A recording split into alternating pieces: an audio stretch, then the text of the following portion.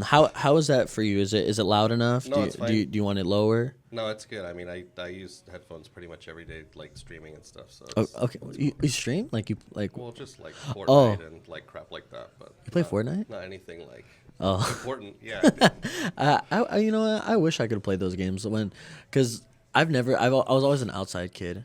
So like when I got those things, it was like I tried to play them, but it was just never me, right? So then my friends would call me a backpack in Fortnite. They would just give me all the bandages and all the potions. Just carry everything.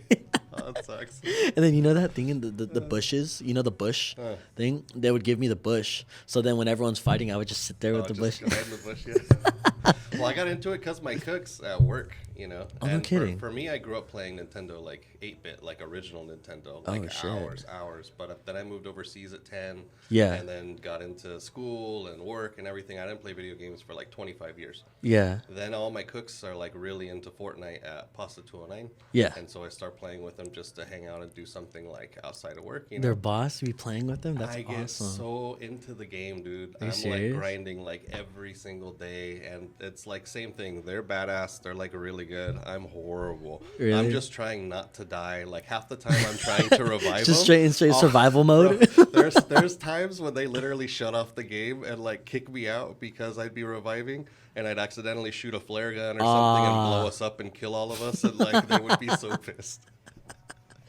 Hey, but So, that's the like, best part, well, I though. won't be laughing, but they would be so. They're just like, serious. fuck. Yeah. Oh, rage quitting? Yeah. God damn it.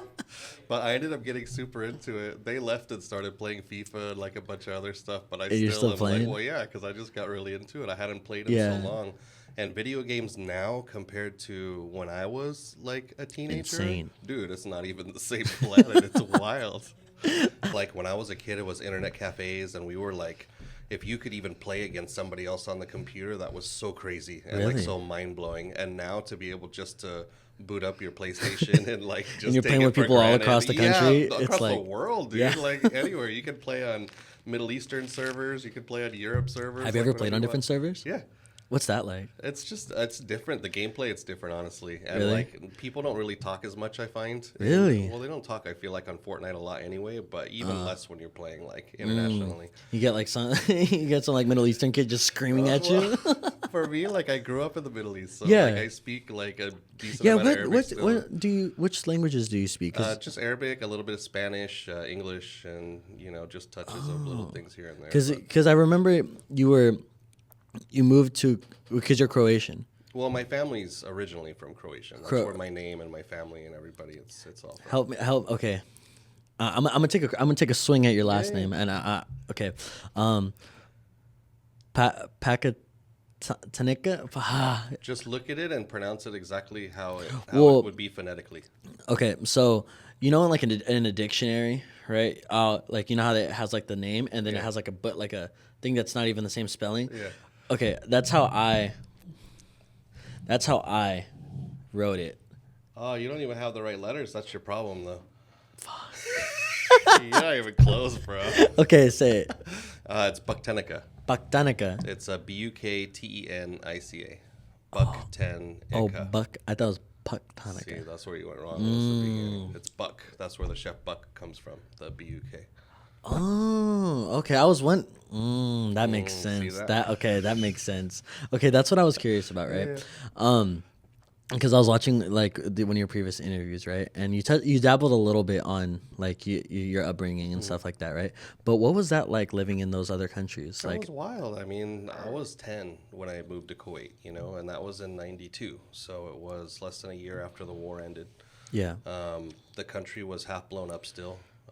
There was not a lot of Americans, maybe like 1 to 2,000, mostly embassy kids and, on different contracts like my dad was. But it was jarring. I mean, I got there in the summer. It was 120 degrees. It was super humid. There was nothing to do. There's no entertainment. There's no movie theaters or malls or like, anything to do really. So yeah, especially at that time being a war-torn country for us, we were just running around our complex and trying not to get blown up by the landmines that were buried in the Oh, desert. And wow. so like Oh, I shit. remember like a couple weeks in, we went to the company's like orientation. Yeah. And all the kids, we had to all sit in a room before school, and they showed us these different posters Mm-hmm. of landmines and what they look like. And they said basically this is what they buried in the desert when they left after the occupation ended. So if you see anything that looks like this sticking out of the ground, Just don't run. go near it. Just Don't go off the roads. Yeah. Stay on the roads. Like, so this was like literally what Just was embedded in your head. yeah, from like the moment of getting there. And it's just all desert. There's no green, there's no grass, there's nothing. It's just like Where were you originally coming from? 'Cause it was Orange from County? LA, yeah. Orange County, right? Yeah, yeah.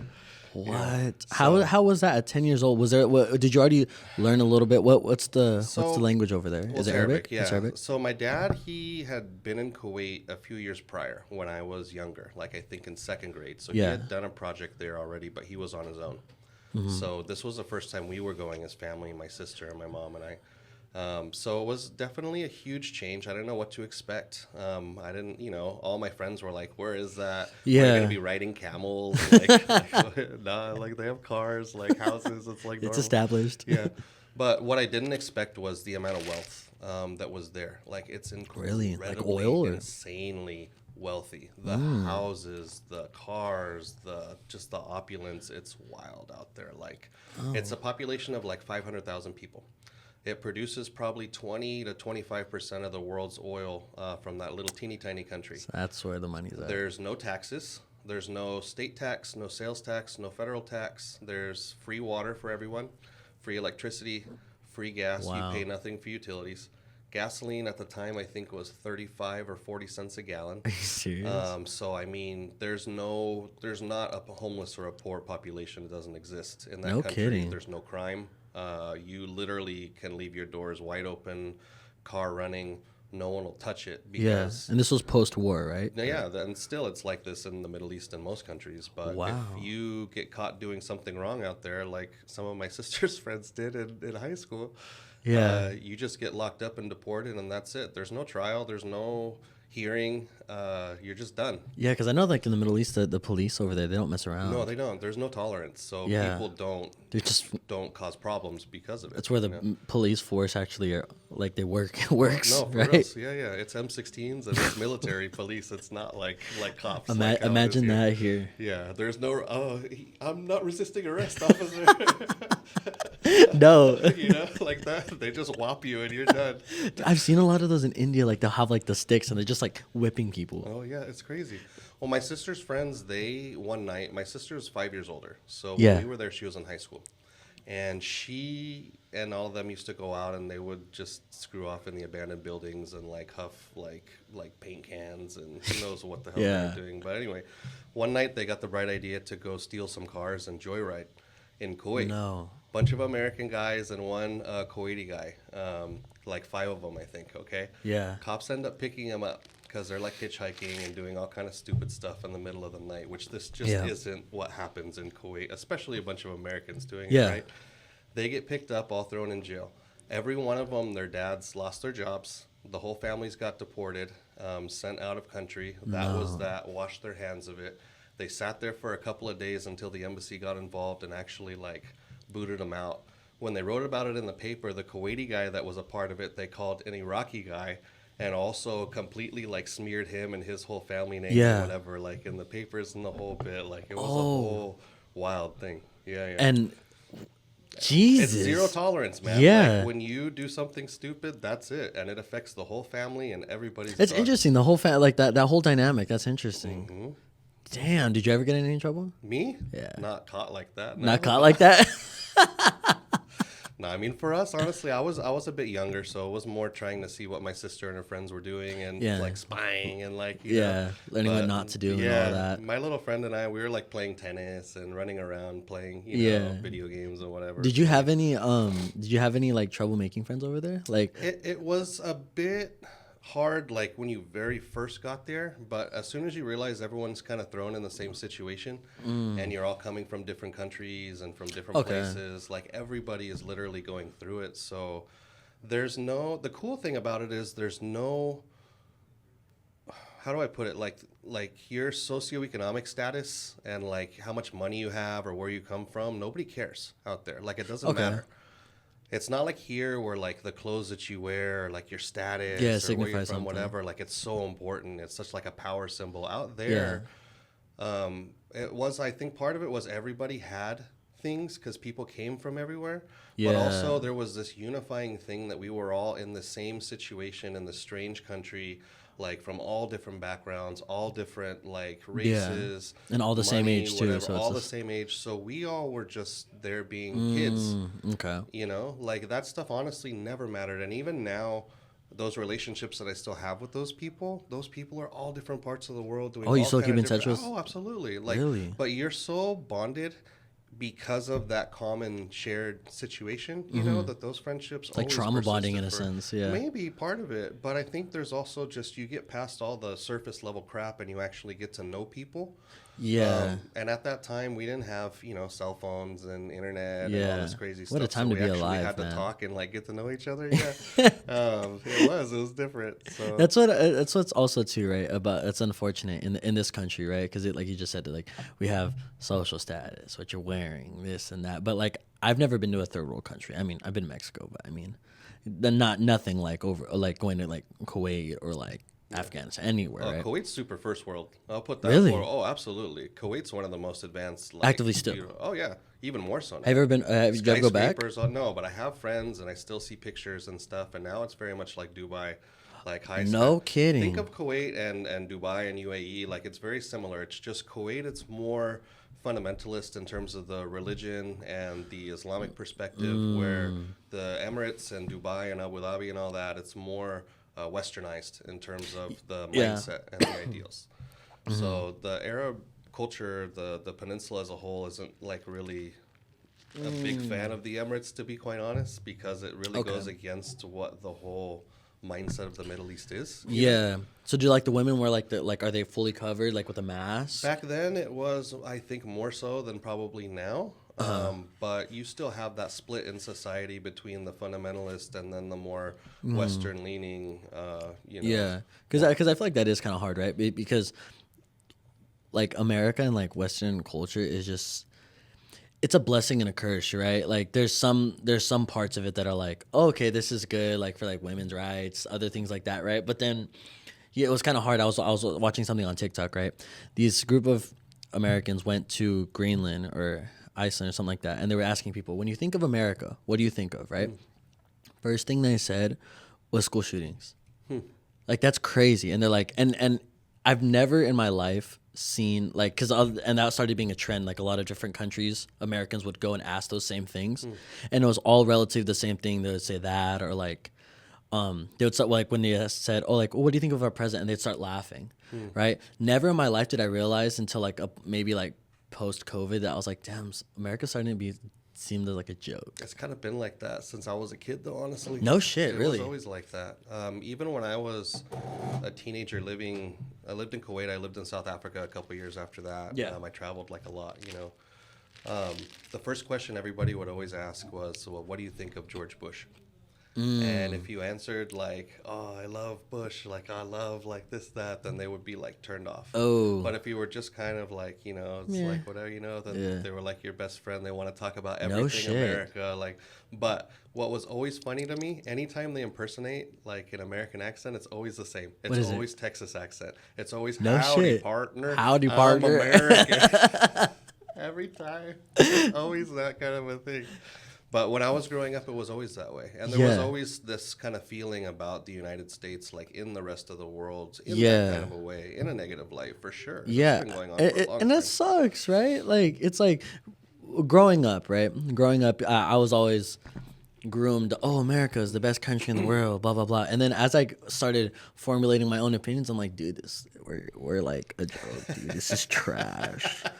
Like I see, and like my have you ever heard of that that saying that's going around? It's called passport bros. No, No, no, you never heard of what's that? Passport Bros? Okay, so I'm loving that I'm the first person to tell you I've never what heard this that is. before. Okay, so passport bros, right? It's like, so women in America, like there's like, it's not like how like old fashioned values have kind of all been changed over the years, right? Right. So men are starting to go to other countries, like bros, like they'll go to another country, like like maybe like Latin countries or something like that, and find like old fashioned women, right? And then they marry them, and then they'll either bring them back here or they'll go over there because Okay. it's like they want to be a family, like a family oriented stuff. It's like 90 Day Fiance. I love that show. Type bro. shit, Do you ever yeah. watch that show? Dude, my sister loves I'm that. way into that. Are shit. you actually? Oh, hardcore. Since the very first season it came out, like 10 years ago, I've been watching that show. Like, No fucking way. love it. Jason, the owner of Pasta209, loves Yes. 90 Day 90 Day Fiance. Fiance.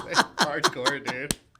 Hardcore. But so, how did you feel about that whole Ed guy? Remember Ed Oh, the no. Big yeah, Ed, necklace Ed? Nah, he ate the thing, dude. dude, that guy was that's all perfect for that drama. show. All drama. Him and that guy Jesse too in Yeah. Holland was horrible. Jesse was so bad. My sister and her fiance love that show. That's how I found out about that show. I'm way into it. Dude. But that's what it reminds me of when you're talking Yeah, about. Like, essentially like that, but then it's like the good parts of it, Yeah. right? But yeah. So that's kind of interesting. Like a lot of people I see on TikTok are starting to move to different countries, Yeah. right? And they're like, dude, it's so much better, right? Like taxes or like food. It's way different. Yeah. I mean, I think the idea that there's other places outside of the United States like is kind of mind blowing to people just because we're so insulated here. And honestly, we do have a lot of culture and a lot of different influence from other countries and different places here, especially in California. You know, it's amazing. Like, you get into San Francisco and like Chinatown or in like LA.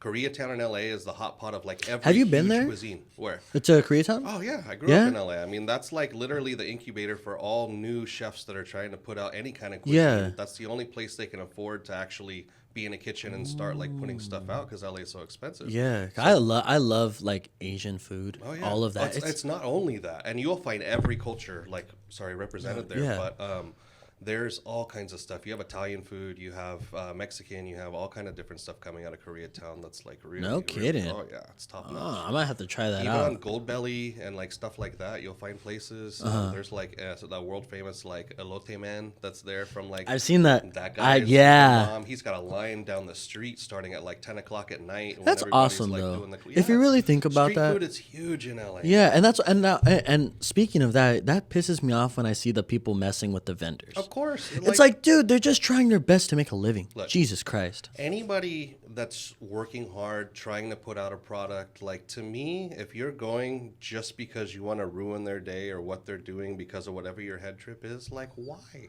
Yeah. Why? This person literally put so much time and energy and effort into wanting to go out to make some money for them, for their family, to feed people, whatever they're trying to do. Like, what's the benefit in going out and harassing them and causing They a have to problem? be bored, bro. Whether they're from here, from there, from anywhere, who cares? Doesn't matter, bro. Like, for a moment, I just wish people would try and put themselves in other people's shoes and think how hard it must be as an immigrant, as a person from another country, maybe not speaking the language, not knowing what the laws are, what you can do, and trying to survive. Go out and try and survive for a couple of months and a couple of years and see how easy it is, and then see if that mindset is still like the same. Still you know what I apparent, mean? Like, yeah. I wish there was more empathy. People actually took the time to think, like, man, maybe it's not so easy to be that person. But that's another thing that's kind of sucks about America, right? We're so privileged.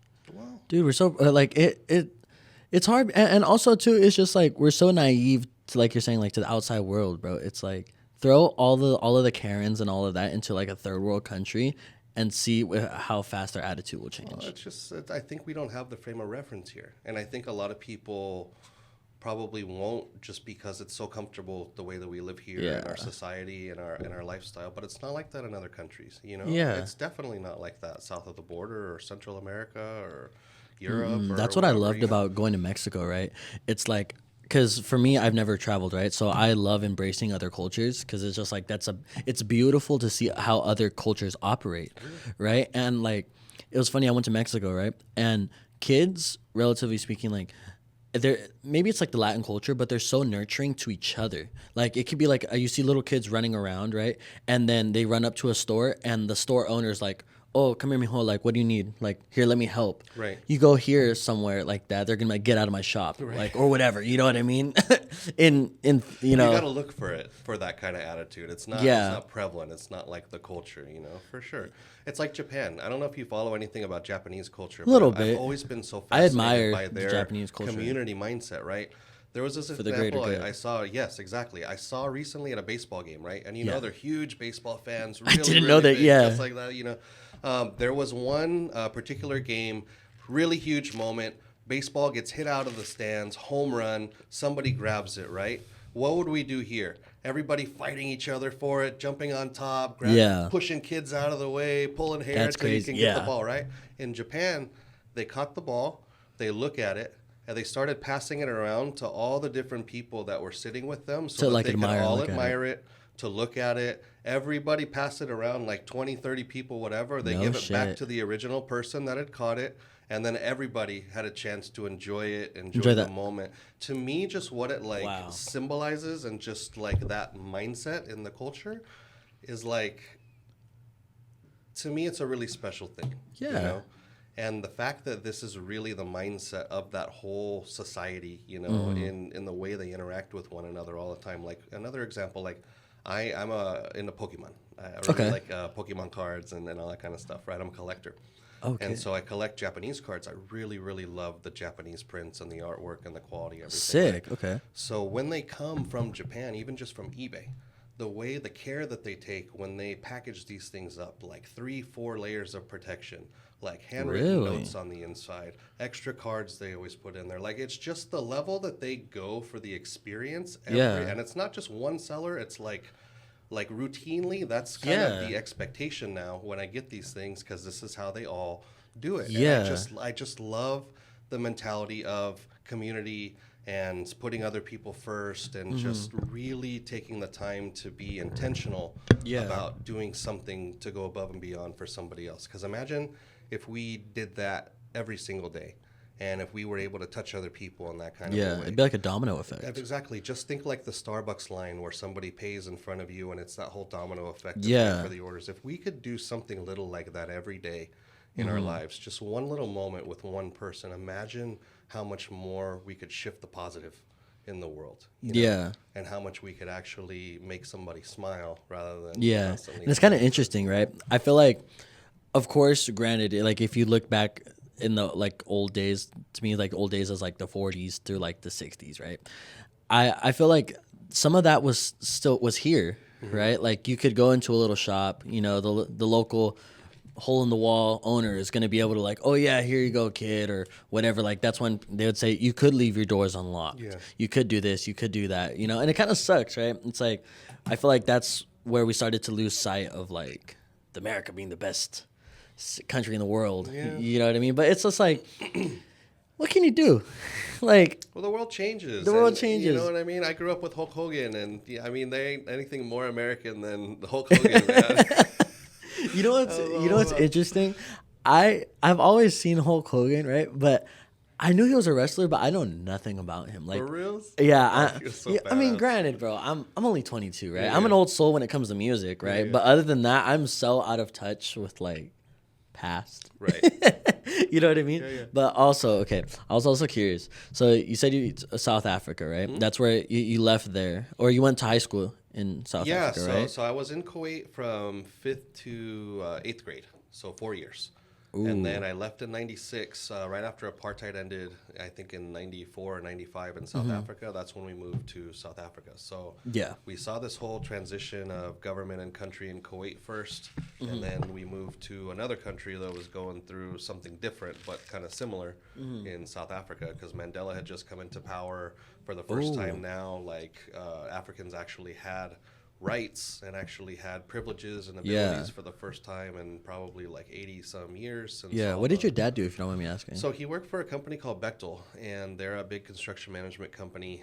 Okay. They were in Kuwait, actually, like physically capping the oil well fires that were left behind after the war. Oh. Working with the firefighters. Okay. And putting all those fires out. There was like over 300 of them. And then in South Africa, they were working with AT&T and Lucent Technologies to put in like 1 million phone lines and upgrade all the infrastructure and stuff out there. That's interesting. I thought it was in the military or something like that. No, my dad was military. Yeah. Once upon a time, I come from a military family, but he was doing civilian projects that were like government contracted, if Yeah. you would, but private company. Oh. What was... Okay, this sounds stupid, but what language do they speak in South Africa?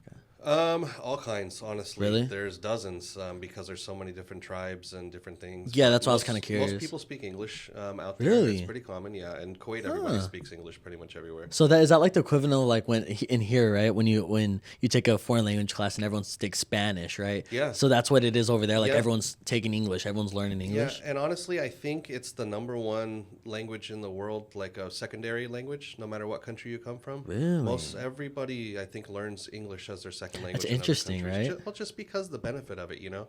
It's like if you're living in California, I don't know why you would take French or German in high school when you could take Spanish, because obviously you're going to come across a That's lot a of good Spanish point. speakers. You know what I mean? That's a good I point. always told my kids, like, why are you going to take anything other than Spanish?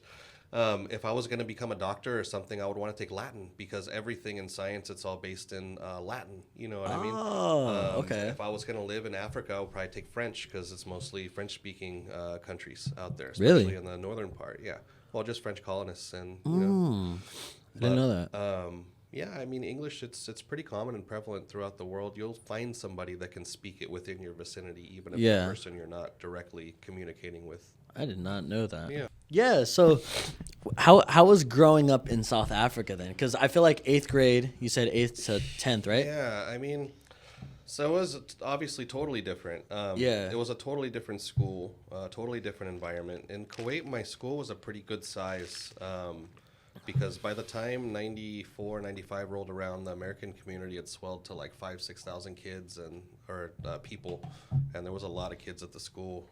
A bigger community there. In South Africa, there wasn't hardly any Americans at all, honestly. Oh, really? There was more of a European influence you're going to find out there because all the schools are more European based. And Okay. like South Africa was settled by a combination of the Dutch and the English. So you have the Dutch Afrikaners and the Boers, and then you have the English South Yeah. Africans. So the English South Africans are more tolerant, I guess, in terms of like racial attitudes and in terms of just they're more kind of mellow in our experience when we were there. Okay. It was more the Dutch, like the Afrikaners, where the racism was just wild. Oh, It was wild. towards you or to like No, other no, no, Africans? towards like the black and like the mulatto, like Oh. any kind of mix, like race No in kidding. the country. Oh, it was crazy. It was like how you would imagine in the 40s and the 50s. Oh, like going to the south? Uh-huh. Oh, shit. But you got to understand, in South Africa, if you didn't have papers, you literally couldn't walk into areas or travel into areas, and you would get arrested. That's how Mandela got arrested in the first place, like decades Oh, ago, right? really? They had zero rights, like to the point Yeah, yeah. where, like, if they killed you and you were dead because you did something, it was like, so Just what? whatever, Like, yeah. It was whatever, yeah. So this was massive for them for the first time to take control of government and to have rights. But Yeah. the problem was there was so much poverty there that even though they had their freedom for the first time, I think they didn't really have a plan of how to direct it and how to Yeah. rebuild the country. So where the crime in Kuwait was absolute zero, it was complete opposite Yeah. in South Africa. They told us the crime rate, the homicide rate in Johannesburg when we moved there was like 1 out of every 500 people was going to die by like murder. And it was worse than like Richmond, Oakland, Yeah. like all the Yeah. like worst cities, like Stockton, like whatever. Yeah. So the crime was really bad because everybody lived out in just the country. There's no houses for them. They all Oh, live. shit. You could go on hills and look at these shanty towns that are tens of thousands of people living in like a 8 by 8 foot, just little cardboard tin Yeah. shack, like 6, 7, 8 people just huddled together just Yeah. for shelter, bro. Like What was your living situation like you then? can't even fathom what it's like living out there and seeing that. Well, we were in the city and we were in an area that was safe, you know. Yeah. But every house out there has a 10-foot wall with an electric fence and a security system. No shit. Every single house, That was like a everywhere, staple. like everywhere. It's not some houses. Every house has What? electric fence and a giant wall and whatever because the crime was so bad. Yeah. Now, I've never been back there since the mid-90s when I was there, but at that time, we had friends that were just driving on the freeway and like Yeah. a little minibus would pull up alongside of them and start shooting. We would be at clubs. There would be Oh stabbings and shit. shootings. Yeah, People that's would why I be was curious because like that from that age time was such a formative time, right? Like you're going into puberty, you're figuring out like who you are, and to be thrown into that in that time, that probably was crazy for It you. was really wild, and our friends, a lot of them work with AT&T, and their families literally had bodyguards assigned to the families that would drive them and make sure that like the families were cool. Now, the benefit of the bodyguards for us, which was really cool, Yeah. was they would get us out to the bars and the clubs at night Yeah. when we were, you know, the drinking age officially was like 18 out there, but it's Oh shit. Europe Okay. basically, and they don't really like And ever then it's card not you, or that. no one cares. Yeah. I guess we used to say if you could see over the bar that they'll serve you, basically. Stupid. I think that was the mindset. So we would go out in high school, you know what I mean? Yeah. But they would always drive us. They would always call ahead, make sure everything was cool. It was like So- 24/7 bodyguards. Yeah, they had. Well, they would be there up until nighttime. They would leave and go stay like wherever they were at. But they didn't have families. They were all single guys. Like, and they were all assigned just to the specific family family. during the day for driving, for making sure at the house everything was cool, like whatever. Yeah. But literally, the crime it was like this bad.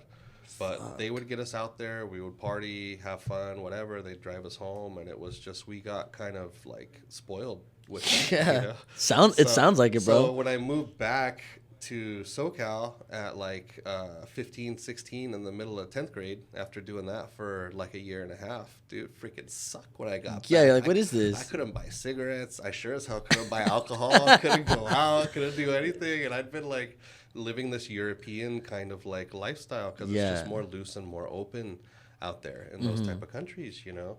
So coming back here and not being able to do anything, bro, it made me want to do it that much more, and it like drove me crazy. I hated it. Yeah, because it was Kuwait and South Africa were the two countries you lived in, Yeah, right? but I traveled like all over the place in the meantime when we were out there. You know? That's what I'm curious about. Which one was your favorite country you visited or were in?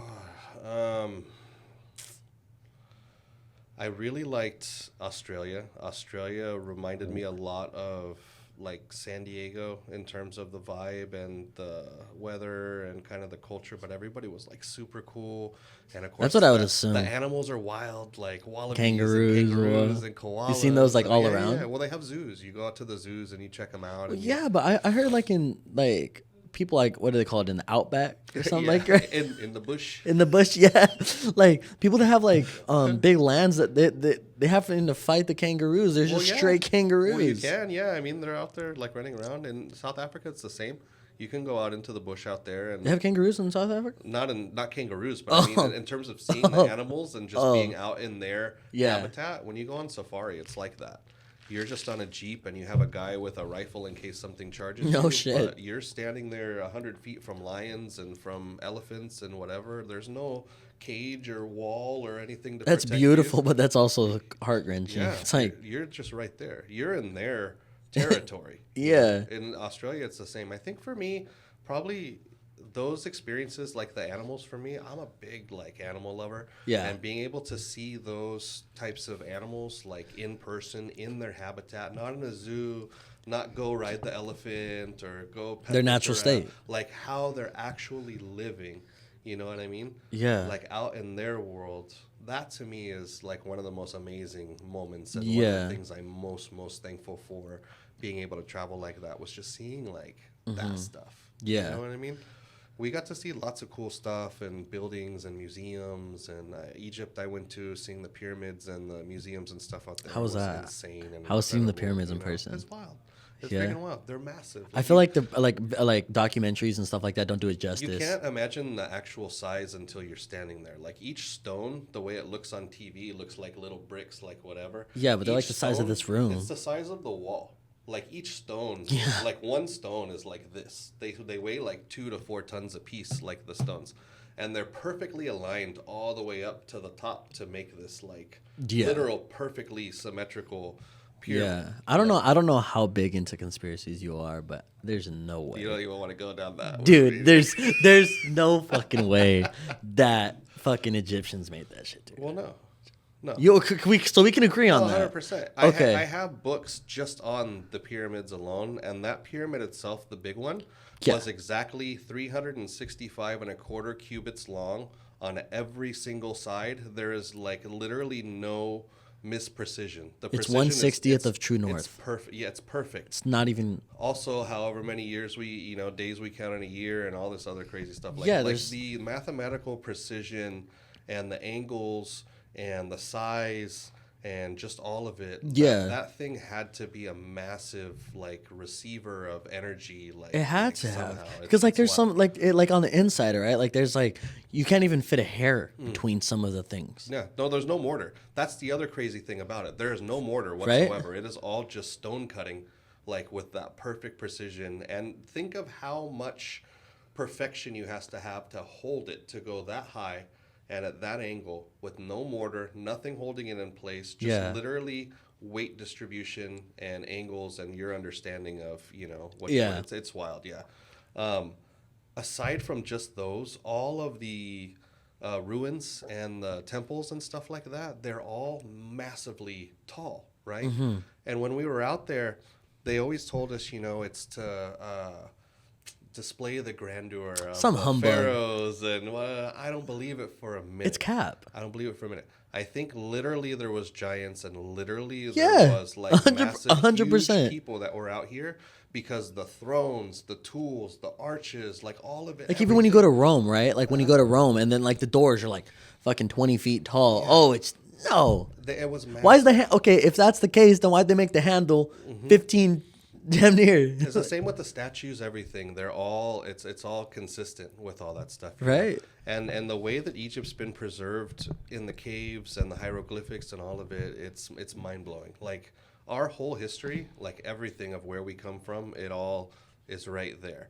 And they'll never let us know what it is. They'll never reveal it to us. No. But it's all literally right there. Have you ever heard of that conspiracy, quote unquote conspiracy, right? That a lot of Egyptian stuff is in the Grand Canyon in Arizona. No, there are for sure caves Okay. in the Grand Canyon. Yeah, because, like, that's not there's conspiracy. hieroglyphic- No, there's that's hieroglyphic- fact. Yeah, I was like so like They astonished. discovered that, yeah. Yeah, that like I forgot the name of obviously, but the archaeologist that went there and then found all of these Egyptian hieroglyphics, and then all of a sudden the Smithsonian claims that never expedition never happened. Right. Like I'm like people always ask me like when like for shits and giggles when you're with the guys like what's one thing you could do. I would love to go to the Vatican, like to go into the things of the Vatican, right? The what are they called? The catacombs? Yeah, the catacombs with all the books and stuff. Oh, yeah. Imagine all of the stuff that is hidden from like sure. random people like you and I that are 100%. just not random people. But you get the gist of it. Yeah. It's like we'll never get to see those things, No. like the truth, right?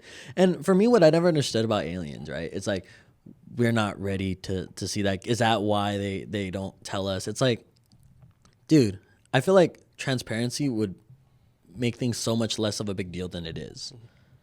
But that's up for debate. Right? Well, talking about the aliens thing, didn't they just have those videos on TikTok? Oh, the one in Mexico? 2 weeks ago or something like that. And my daughter, she comes up to me. She's like 13, and Yeah. she's all like, "Oh, hey, did you see this?" And I look at it, and she was just like, "Yeah, they say it's like aliens." Dude, there's And so they're many just people like, they making don't even care, dude, bro. there's so many people making memes of it. Nobody even cares. It's like this is supposed to be like mind blowing information. That, People are making I guess, memes saying that's me that on a Sunday hungover, right. saying that's the original ET, like the move from the movie. That's what I'm saying, So dude. ridiculous. Like my generation doesn't take anything seriously, dude. Like that's what I'm saying. Like I feel like if there's an alien invasion right now, people would just call it cap. Like they'd be like, dude, this is bullshit. The problem now is that there's like such an abundance of information. It's so hard to know what's real and what's not anymore. Yeah. And that's the problem because everybody has a platform. Everyone has a way to get these things out. Anybody can say anything. And it's like, it's hard to know what to trust anymore. Yeah, because literally. It's so easy to take a little truth and just like blend it into a whole bunch of like BS. Yeah, or even that, or like, because I saw a TikTok. Okay, so this guy was making a big ass like a hole, like he was just digging at the beach, and you're just digging for fun. So he made like a perfectly symmetrical like size of this room hole. He was just bored, and they made a TikTok about it. But then TikTok didn't blow it up. The news got a hold of it, right? The news got a hold of it, and they're like, groundbreaking news, possible meteor. They had a meteorologist or like one of those guys come, and then he's like, this can be one of the biggest ones we have seen in decades, right? And he's like talking hella shit. He's like, he brings out a fucking rock and he's like, this kind of rock is what it could have been. It's and then the TikTok starts going viral and then he looks so stupid. He's like, oh, fuck. Because it's like, dude. So imagine. Did they legit think that it was actually? No, like it was a whole news special. If I find it, I'll send it to you. No, I swear to God, dude. And I'm like, dude, so imagine things like that, right? Yeah. It's like, fuck, like we don't even know. Like we don't even, and then you just have some science dude that is like thinks he just fucking had this grand thing, right? Because I know for that Mexican thing, I don't know if it's real, bro. I don't know if I want to call cap or not, but that's the thing. There's abundance of information that I'm like, you could throw an alien at me right now, and I could be like, CGI, hologram, dude. Okay, now that we're on conspiracies, right? Yeah.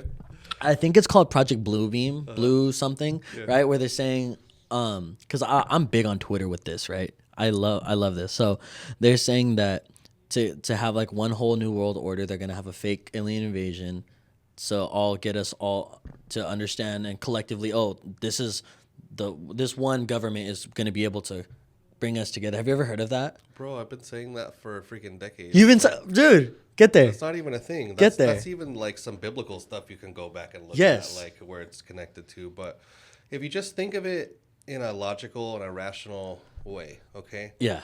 Just from a religious perspective, you're never going to have Catholics and Muslims and Christians and Jewish people get along. No matter who's in charge, it's never going to happen. Yeah. When it comes to money and borders and power and control, you're never going to have one person that rises up and everyone's like, all right, you cool. And you're in charge, No, right? no, Not gonna yeah. happen. So this literally what all wars are ever like fought about always, Yeah. except for Antarctica, which that's a whole nother thing where that's. Well, I want to get into that. We'll get into that. I'll let you finish this. But the only way you can ever install a one world system of anything is if it comes from outside of what's already the existing social norm system. Yeah. You have to. It's the only thing that makes sense if you understand psychology and also sociology, which is what I studied all throughout college, right? Sick. So if you understand how the human mind works on the individual, but then also the collective whole, this is literally what COVID and the mass and all these things, like these symbols that got pounded into our brains, why they were so effective, because it works on the deepest roots of your subconscious and your mind. Yeah. And now anytime you ever see a mask, it's going to bring that emotion of fear and attachment that's Yes. there because it's been programmed, and it's been programmed for a reason. Yeah. When they started studying psychology in the 40s, they mapped out and understood exactly what happens when all these little fear and control and this, that, whatever, they know how to use it. Okay. Yeah. So, that being said, the only way that this ever works to bring everybody together is to bring something extraterrestrial from another land, whether that's an alien or from outside the wall or whatever, you know. If it comes from the outside and it's brand new, then that gives us something to all put our differences aside. Even Reagan said this, bro, in the 80s. Yes. That if we're gonna have, I thought I was the only one that remembered that. Like that, I seen a video on that. Have this extraterrestrial threat to unite everyone and to bring everyone together. This has been the plan forever. It's the only way that it works. So the thing is, though, the Germans were building spacecraft in the 40s during World War II. They were fighting to get to Antarctica before everybody else. Everybody was trying to get there. And all of a sudden now, Antarctica is the one place in the world where nobody can go.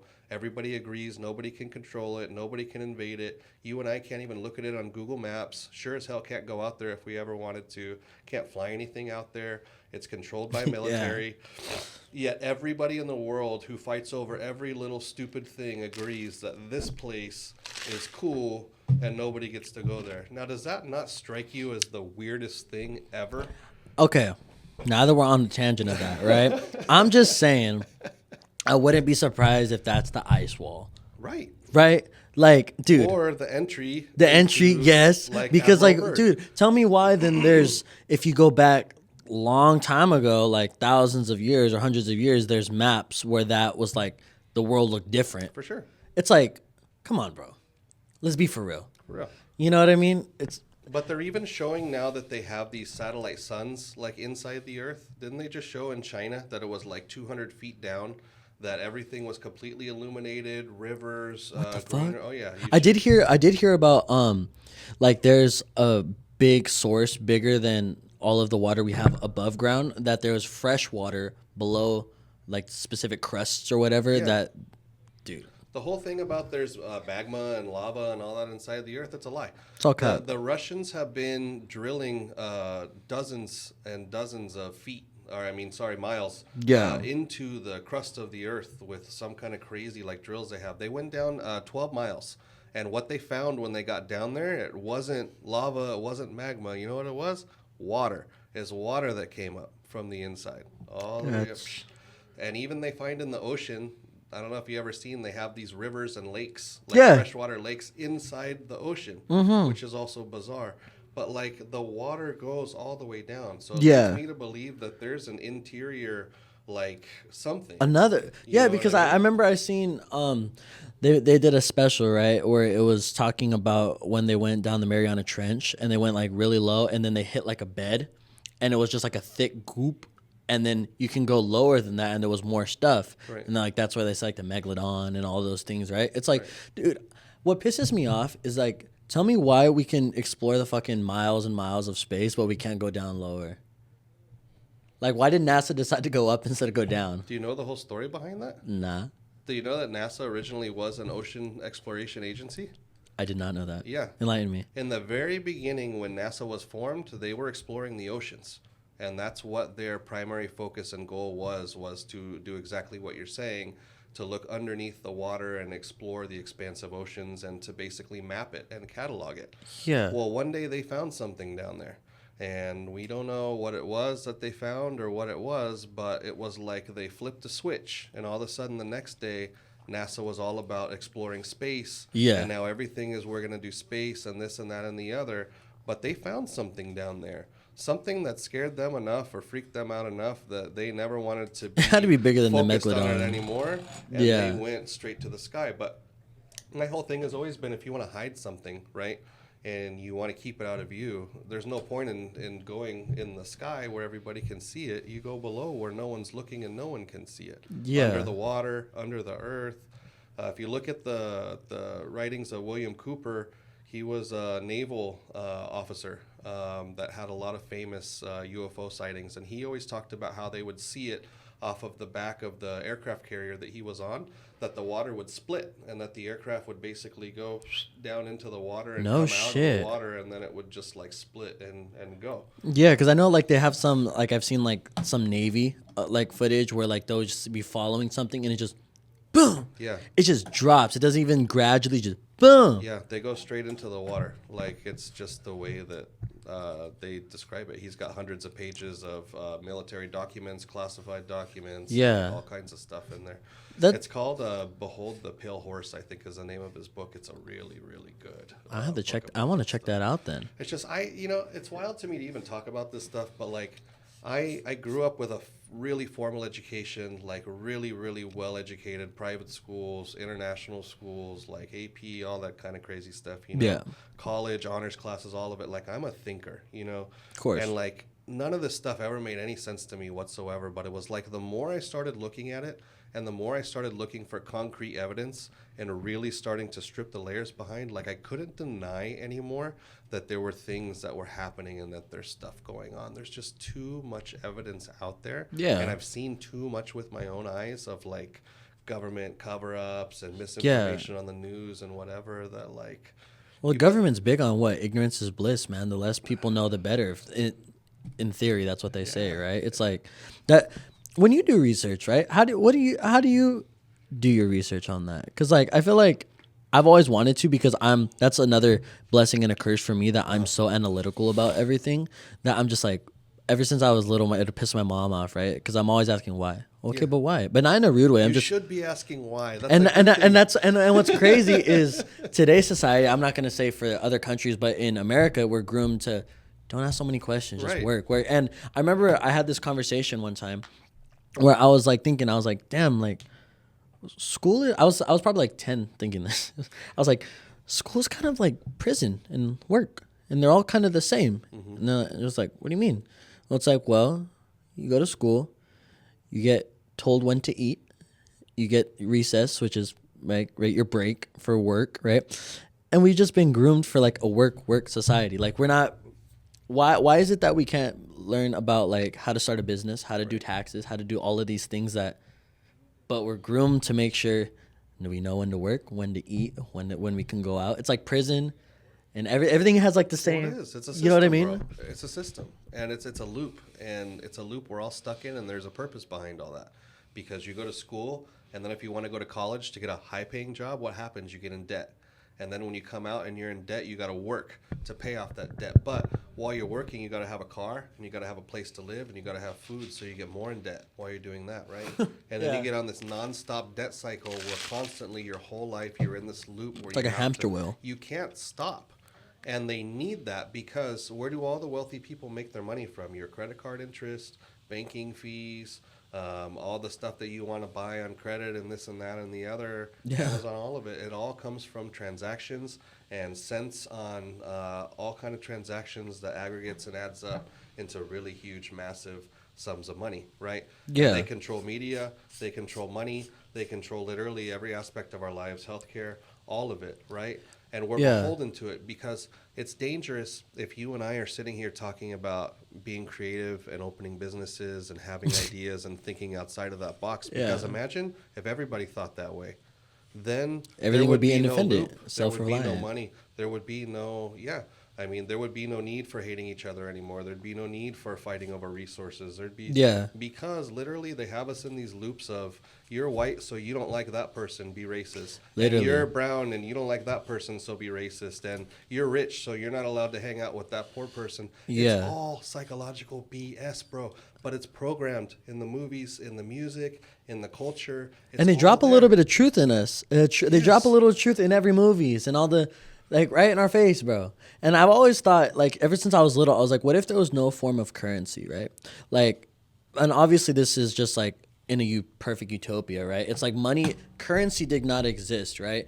You could run your business without the need of having to pay for the rent, the food, right? You get food. Where do you get the ingredients to get your stuff? You get it from the farmer. And then he just makes it just to provide. It's like a collective thing. It's like obviously that will never in any realm happen, right? Yeah.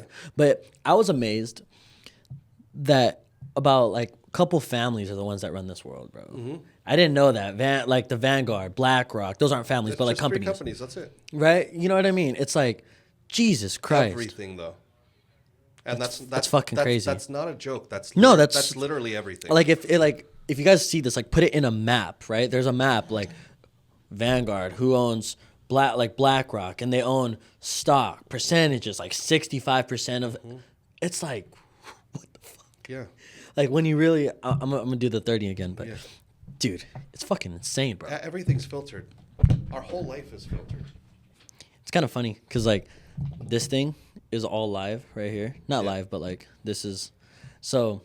Some parts we can either cut out, keep in, right? But like since we had like 2 minutes of no face, sometimes what we'll do is like a thumbnail, because eventually I'm gonna have it like me and you, like you just make like a nice like or something, right?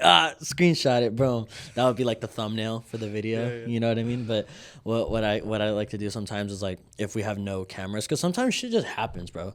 You know what I mean? And then we'll just face like the thumbnail. Like, you know what's funny? I did an interview with a guy from the Bay Area. Perfect interview, right? My team accidentally, could have been me, could have been an editor, I don't know, formatted the SD before taking it off. So I have the audio, I have my face, but I don't have his face. Oh, no. And I haven't even talked to him about it yet. And I'm just like, fuck, I don't know if he wants to like take it off, like not do the interview again. Because it's like, they're like, well, just run it back. But it's not the same. It's not the same. Like something could go to shit right now and I could have you on again, but we're not going to get this same thing. Right. That's going. You know what I mean? Because like once, and that's something that I'm kind of blessed to be able to be good at this. But like once you have a good chemistry and flow in something and you get someone, like you get the right strings to get them out, to get the most out of them. It's hard to recreate that again and have it be organic. Right. You know what I mean? Because like what I always tell people on here, it's like, well, they're like, oh, you're just talking to people. I'm like, dude, it's not as easy as you think. You know what I mean? Because like the silence is very loud on this shit. You know what I mean? I always tell like my friends, I'll be like, all right, I'm gonna stop talking, right? Like, dude, if you told me what I had, like, whatever, and I'm just like, cool. So, and it's like, dude, that's so awkward. You know what's kind of funny talking, like, what we were talking about on like other countries and stuff. Yeah. I didn't like, from what I hear, other countries are okay with silence. Like, speaking on Japan, you know how it's socially frowned upon to speak really loudly on a train, right? Or to take loud phone calls, or to eat, right? Yeah, I didn't know that. But I saw something that said, like, Americans are like the one people that don't like silence, like awkward silence. Like, you can't just be present with somebody and just enjoy yourself. Everyone, anytime there's silence, it's okay, I gotta fucking talk. This is kind of the core of why they hate us in other countries, honestly, is Right? 'Cause we're because so we're fucking so loud. Yes, But it's always the loud American. You know what I mean? But I heard that's how French people are too. Hmm. No? Not like how we are, no. No. It's like if you're like in England and you're just chilling and there's like tourists nearby, the American one, it's going to be so loud and you can hear them from like across the thing. Like, Yeah. even my mom, like when we used to travel, like she knew how to work the system to not be that guy. Like she would want an iced tea when we went out there, you know, and they don't do iced tea, they do hot tea, you know. So she would just say, "Let me get some tea and can I get a glass of ice?" and solve the problem, right? Yeah. But then you have the other people that are like, "Oh, well, I want this." And, what do you mean you don't have it? And they're like flipping their lid and like this and that. And I'm like, "Bro, you're in another country. Like, gotta respect their values. Enjoy something local. Try something new. Like, isn't that why you're here, to have an experience? Literally, like if you wanted everything to be accommodated to Right. America, you should have just stayed. Even if you don't like it, try something new so you can at least say, "Hey, I tried this or I had that," and you know what I mean? Like, this is the whole point of travel, is cultural immersion and experiences and the food and the language. And, you know? Yeah, because I know, Why even like, bother? yeah, I know, like in Japan, like also another thing is they don't. It's kind of disrespectful to alter your food, like to ask for different things. It's like it's kind of just order what you order. Yeah. And especially too for a tourist, the language barrier is also hard. So it's like trying to speak in Japanese. Can you have no onion on it? It's like, no, just shut. I was gonna say that might be a chef thing, but no.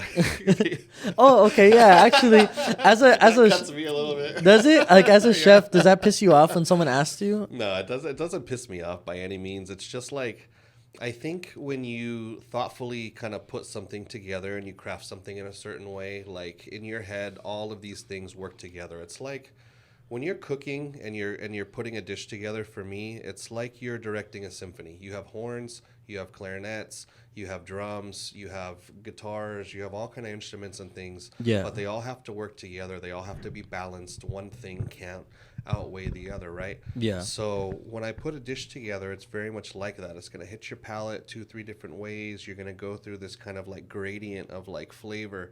Yeah. If I've done it the right way and my seasoning's on point and what have you.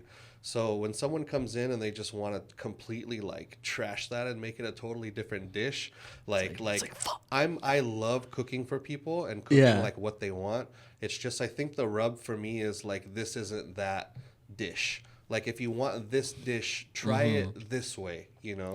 You know what I mean? Okay, I see what you're saying. And if you want me to cook something different for you, whatever, like, I'm totally good with that. But just try it this way. Like, I made it like this for a reason. It's really amazing. I want you to get all of that, like, beautiful flavor. The other thing for me, the only time I really won't do it, I'm a big traditionalist, and especially with food, I feel food, it tells a story, right?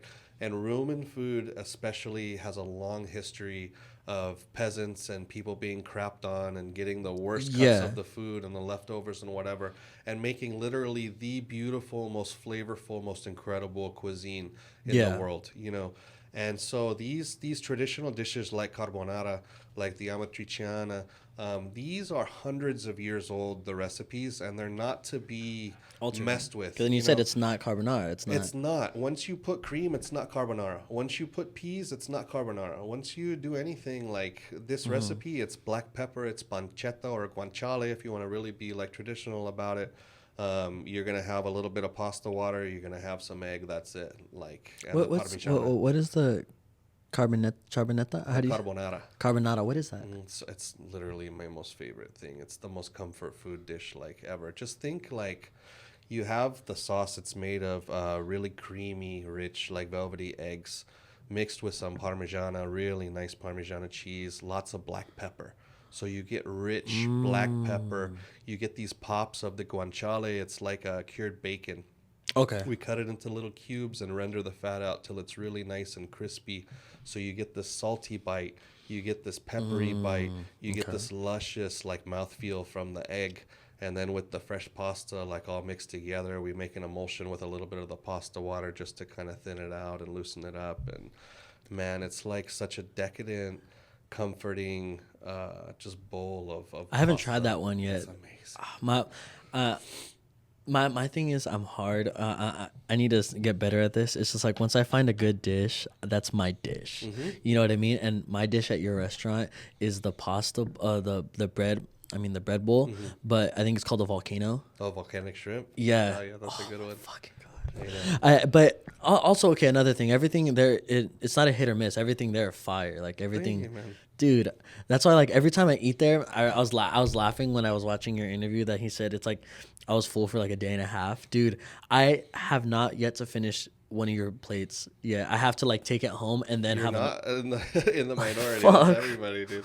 Well, we want to give you guys lots of food. I mean, at the end of the day, I wanted to take my whole background in the Bay Area and kind of fine dining and Italian food and Roman food, and I wanted to repackage it in something that was more approachable just for, you know, a normal everyday person that's not sitting down in a 5-star restaurant. You know what I mean? So we have fun with it, but we want to keep the authenticity, the flavor, the beauty of the food still, you know, there. But just to me, the idea of making this big, beautiful, fresh bread bowl, because I love fresh bread with my pasta. You know what I mean? And I love being able just to take a hunk off of there, or sometimes I'll even cut it in half and just eat it almost like a sandwich, kind of like that, you know? And getting all the flavors, the pasta, the sauce, all of it. To me, there's just something really like comforting and homey in that. And I was curious. Sorry to cut you off. Yeah. I was curious. Okay, so that first restaurant that you would take your clients to, right? And then you were bugging that guy for a year before he took you in the back, right? Yeah. What was the name of that restaurant? chiaroscuro. Chiaroscuro. Yeah, so in Italian, it means the separation between light and dark, like black and white. Chiaroscuro. Chiaroscuro. It's an art term, essentially. And that's kind of how his restaurant was on the inside, like the feel, the concept, and everything. Is that restaurant still open? Unfortunately, No. no. And then he had a place in Oakland for a little while, too, for about 2 years. And then that place he had closed down. He does some personal chef stuff now. He actually did my anniversary like a Oh, year no or two kidding. ago, yeah. No He kidding. came out to the restaurant and he cooked for us the most incredible freaking meal. Really? Bro, I had octopus. Like I'm not a fan of like octopus and the pulpo or anything. Yeah, that's a choice food. It was the most amazing thing I've ever put in my mouth in No shit. years. This octopus dish that he made. Like I don't even care. When he comes, I tell him just cook. I don't care what it is. Whatever it is. Like I don't want to choose. Like just come and just cook for me. Like that's just the kind of chef that like he is. And he was the one that taught you the carbonara and all He those? taught me everything about what I know about cooking that and Top Chef on TV. I never went to cooking school. I never had any kind of formal like background or education. I just had a passion and a desire, and like everything in my life, I just learned how to do it and how to. It's just like so. Like basically, all this is like paying a little homage to him, It absolutely as well as your father, right? Like yeah. because I know you had the what was it called, the beef dip sandwich? I haven't tried that one yet. Yeah, we don't have that on the menu a ton, but my dad grew up in Chicago, and my dad had funny ideas about food for sure growing up. Yeah, he was a foodie before a foodie, right? Yeah, he had weird ideas, man. my dad. We always had this funny story. At New Year's, my mom would ask him to help him in the kitchen sometimes because my mom on holidays was like massive spread. We were a big family. I have 3 older sisters and cousins and this. So always was big family thing. And one year, my dad was making the meatballs for us. He used to make these Swedish meatballs that had like some kind of a sauce, whatever, on it. But he had accidentally put the lard and the Crisco in the meatballs instead of on the pan to keep it from sticking, right? So they pull him out the oven, and he's telling my mom, like, hey, why are the meatballs all stuck to the pan? And she looked at him, and she's like, well, didn't you put the lard like I told you? And he's like, yeah, I put the lard. And she's like, did you put the lard on the pan? And he's like, well, no, I put them inside the meatballs. And she was like, bro. How did they taste? Well, no one ate them. And then she was sassing him, and she was like, so are you going to try it, or are you going to eat the first one? And he was like, nah. Well, just call it a day on these. So my dad didn't have the gift, but it was my mom, I think, that I got it from, Yeah. growing up and stuff. But my dad loved to eat. He always had a nose for the hole-in-the-wall place that had the bomb burrito or the really Yeah. awesome pastrami sandwich or whatever. Like, he was always hunting down that little hole-in-the-wall, like, local Yeah. spot. And then, like you were saying, once we found that one thing, then we would just pound that, like, over and over, and we wouldn't really try other stuff. We would just stick to that thing that we really Yeah. liked, I was curious because in your interview you were talking about because you wanted to try some new stuff, and then you said you had some new Roman street things that you were working on back then. yeah. Which ones are those now? Because here we're just last month, what you just celebrated your 2 years. Yeah, Right. yeah. So that's awesome, by the way. Thank you, man. We have specials all the time. I think that was the little sandwiches that we were doing, the little Roman sandwiches. Okay, so you do specials. Yeah. They're not necessarily on the menu. No, and honestly, when I started doing this, there used to be a lot more variety and kind of variance on the menu. I used to change things up like a lot to try and keep it more seasonal and kind of rolling, but we're trying to actively expand right now and kind of focusing more on consistency and kind of keeping Yeah. the same stuff going. So as we've been trying to get into Los Banos and some of these other markets, I've been doing less of that and more focused on what our core. Yeah, I was gonna say that products because your and menu is core very things. minimal. Like granted, you do have a selection. It's not like 4 things, right? Yeah. But those are the things there. It's not like when you go to like a Mexican restaurant, there's like an array, like 3 pages worth of stuff you can hate that, have. dude. It's I overwhelming, can't right? choose. Have you ever been to Cheesecake Factory? Fuck. It's like freaking hell going to Cheesecake Factory and trying like to an exam, choose. bro. Yeah, dude. Like, for reals. It's like, what am I getting for my final today? Jesus. I hate places like that where I can't make a decision because there's just too many choices. I would rather you give me 5 options and I got to choose which one of the 5 I like the best. Yeah, and just bring it because to at least me. you'll know those are the bangers. Mm-hmm. You know what I mean? Those are the fucking bangers. Like every time I go there to your restaurant, I already know. Okay, there's not a lot to choose from, but I know whatever I'm gonna get, it's gonna be good. You know what I mean? So that's why I'm kind of curious. So like, you've been expanding, right? You're looking into Los Banos. Yeah, we're going to start actually this week delivering down here for the first time. That's awesome. I was curious. So for like 3 years, like the whole duration of everything, you've been delivering. Yeah. Right. Yeah. How did that work? How did you figure out how to deliver? Getting a had to. driver or? No, I was doing it. Oh, you're the forever. one delivering them. When I started, I was doing all of it in the beginning. At the very, very beginning, I was going to the shared kitchen in Turlock at the commissary. Okay. I was cooking, cleaning, delivering. Like, basically, my whole day was make pasta and deliver it and clean it up and rinse, repeat. I was doing that for a long time while we were trying to build the restaurant. And then when my girlfriend Amina got into it, that's when we really were able to take it to the next level and really start building a restaurant and building like more of a concept and a place where people could actually come and pick up the food, which we wanted. But now I really want to get back to those basics again and kind of what I was doing in the beginning, which was just kind of cooking and delivering and trying to do that for Los Banos. Now we're actively looking for restaurant space down here, but in the meantime we have so many people that come up to us from Los Banos right now to come and eat, right? So we want to try and return the favor and bring it down and also establish this kind of relationship with the city and with our customers. The website's not out yet, huh? I just finished it up last night, so it should be active and it should be ready to go now. It's just going to be Los Banos Pasta209. Couldn't be easier to remember. Because this is going to come out in like probably like a month or so. So we have time to leave some any leaks are out. We can. I actually haven't even announced it yet, like the website or anything. So you did on your story. You were saying but not the website address and that it's all. Oh, okay. So you're actually getting that exclusive right now. By the time everyone hears all this, this is gonna be everything's gonna be full swing for you. So I'm hyped about that. But that's the plan.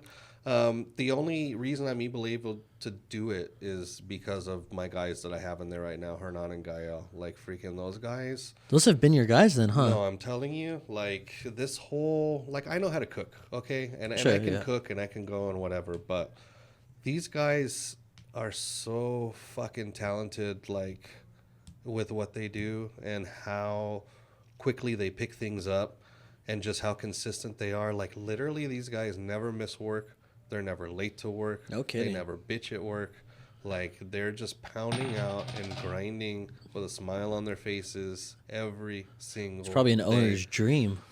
It's like, it's complicated because we developed real friendships doing all this stuff. Like Sure. Hernan has a family connection to. He's married to my girlfriend's daughter. You know, so there's a Sick. family connection there. Gael we met through Hernan. You know, Hernan's mom comes in and helps us with the pasta in the back of the house and all that stuff too, a couple times a week. Yeah. You know, Amina's daughters come in, they run the front. It's all very family. You know. Mm-hmm.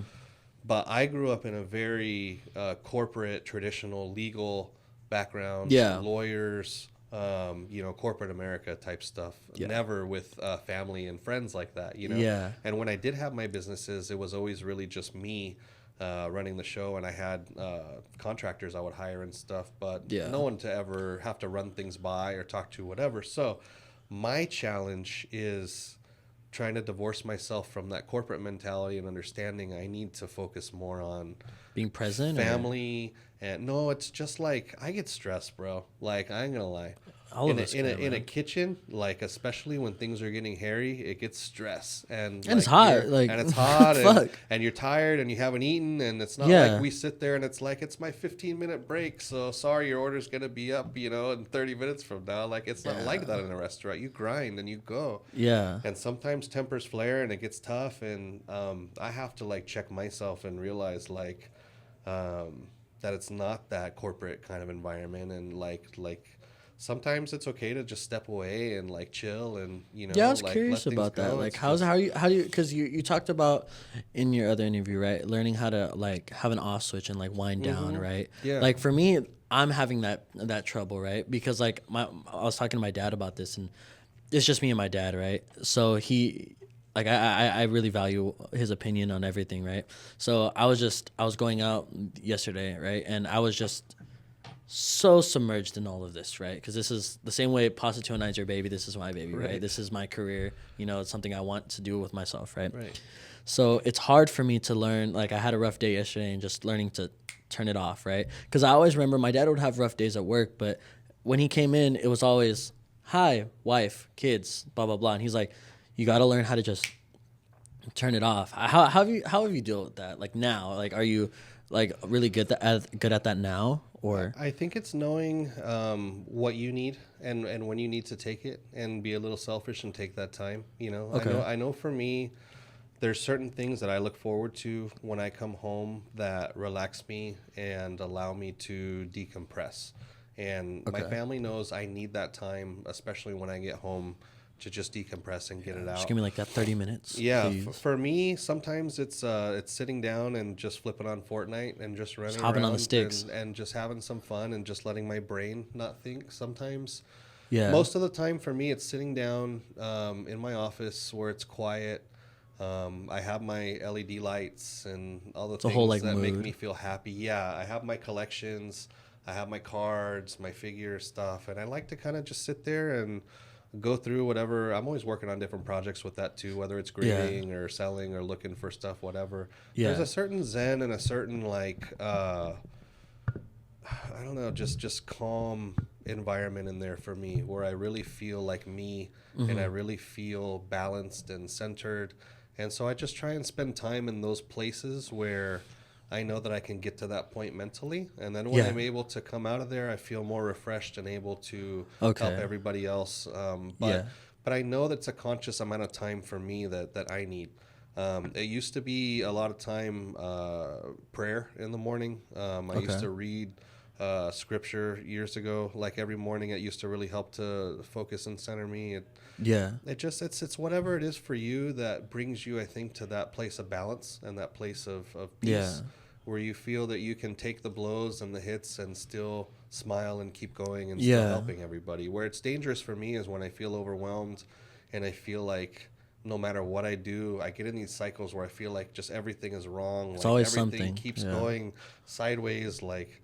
And then it just enough of it happens where I just start laughing, and I'm just like what can you do? Like honestly, Yeah. what can you do? You just deal with it. You move on. It's temporary. Pain, it's always temporary. Victories, Yeah. it's always temporary. But life moves on, Yeah. whether we're here or not. Because I know You for me, it's also hard, right? And I know you could attest to this too. It's just like the way your restaurant's formatted, everything's right there, right? Yeah. There's no, like, unless you go to that little back, right? Yeah. Other than that, you're in there. Right. You know, and I know for me, it's kind of hard, right? When I'm having my days, right? And this is a social platform, right? Like I have a relatively decent sized platform, right? So it's like, it's kind of hard because I always have to just put it on, Yeah. smile. You know what I mean? Not to say I don't have my days, you know, and it's hard because when I do have those days, I got the cameras, I got the people, and then Right. it's like, pop, pop, pop. It's like, and what's hard for me, I've found, is suppression. Like I be suppressing it so much because I'm just like in go mode, you know, and I'm just smiling, but it's like a fake smile. It's like, yeah, you know what I mean? Yeah.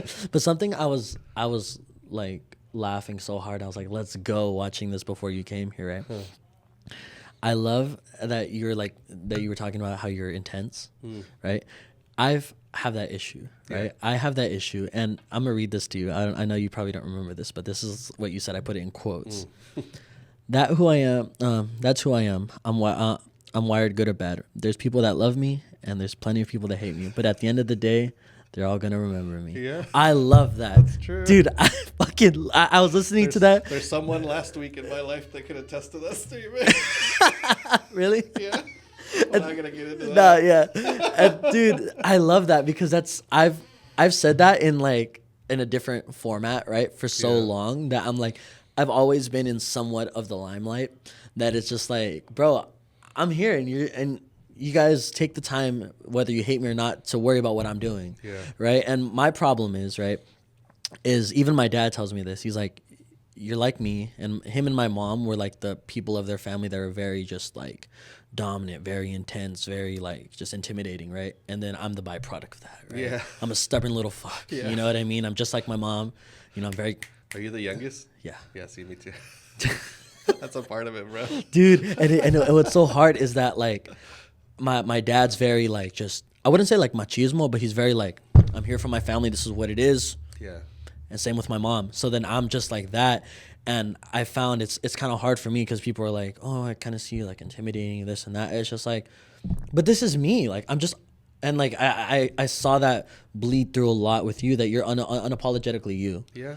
I mean, Right? It's like, but that's all we can be. bro, I've been through too much crap in my life, and Right. we haven't even touched the surface on like my pains and what I've been through, you know. But at the end of the day, we're all formed, we're all different, we're all part of the same body, you know. And you gotta have an eye, you gotta have a toe, you gotta have a hand, you gotta have a Yeah. foot for a body to work, right? Yeah. We're all different. You know, it doesn't make me better than you or worse than you because we're different, or I'm a hand or you're a foot or whatever. We all should be working towards the same common thing. And for me, I put so much negativity and bullshit into the world when I was younger because I was angry and I was mad and just I felt like beaten up by life. Now I want to do the opposite, and I'm trying to actively like lift people up and help and build and grow. But along the way, you get haters, dude, and you get people that want to tear you down and want to screw with you. And the problem is, like, I'm a beast when it comes to coming into my nest and messing with my family. Yeah. Like, bro, it's a whole nother switch and it's a whole nother level for me. And I'm nasty, dude, when I have to be. Like, I hear I'm you, dude. nasty when I have to be, and I Yeah. hate that. I don't like that about myself, but I have that switch if I need it. And yeah, I think that is Of course. intimidating for some people because I live by the Babe Ruth mantra, dude, that like it's impossible to beat someone that never quits. And like Yeah. there's literally no quit in me. When I want something, there's Yeah. nothing that's going to stop me from making that happen. Yeah. It's just how bad do I want it and how much am I willing to sacrifice to get there? You know Yeah. what I mean? Because I know for me, it's a little frustrating, right? Because like we have this joke around like in my little like circle, right? About like me being quote unquote like a hothead, right? And what makes me a little frustrated is like they haven't seen that. Yeah. Right. They haven't seen that, but it's a running joke, right? Yeah. It's like poking. Yeah, it's You like know? they want to see it. Yeah, they want to see it until they see it, Yeah, right? exactly. And it's like, dude, like I'm never going to do this, right? But it's like, dude, if you want to see a hothead, I can show you a hothead. But I'm not. Like I'm always relatively monotone. Like we can shoot the shit, joke around, but I've never like they've never seen me in that state. The way that you're saying, like you have this thing in the back of your head that you don't necessarily like, but it's a part of you, and that's the reality, Yeah. right? And what's been kind of hard for me is that I'm always unapologetically myself, right? Because at the end of the day, that's all it can be, and I feel like that with my platform is why it's resonated so well with a big span of people. It's because like people love authenticity, Right. in this in this day and age of just everyone putting their best foot forward. It's like I show the good, the bad, the ugly, and the pretty. Right. You know what I mean? But I also do feel like that's hard for me personally because it's like you just said in your younger youth you did a lot of stuff, right? I'm only 22, right? And it's so hard because I have all of these things in the back of my head, right? And it's just like I want to do this, do want to do that, but then no, I have to. I feel like I'm doing what you're talking about, trying to put the good in the world. Yeah.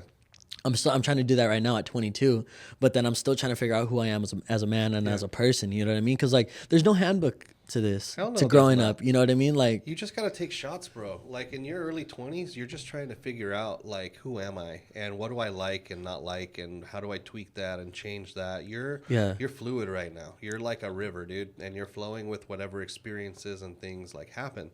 As you get older, I think you have such a frame of reference that you can be more selective in terms of like the paths that you want to take and Yeah. really more firm on like, okay, I tried all these different things and this wasn't right for me. This is what I want to do. This is my criticism all the time from people in my life is that I'm like trail of a million unfinished projects, right?